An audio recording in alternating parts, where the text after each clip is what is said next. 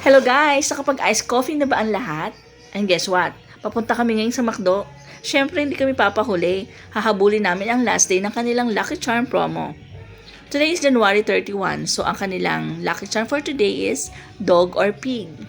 At syempre, may dala akong pig. Ayan. Pinakita ko dyan sa first machine na yan.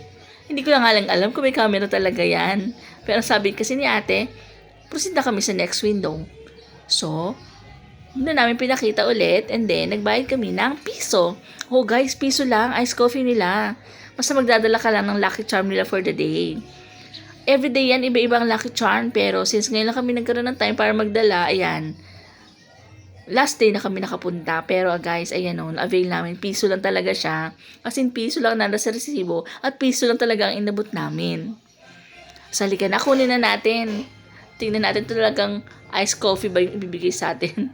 Baka lalagyan lang no. Pero ayan, piniprepare na ni kuya. Oops, ayan na, binabalot na niya. Tingnan natin kung may laman. May laman. At ito na ang ating iced coffee. Thank you, McDo, and thank you guys for watching.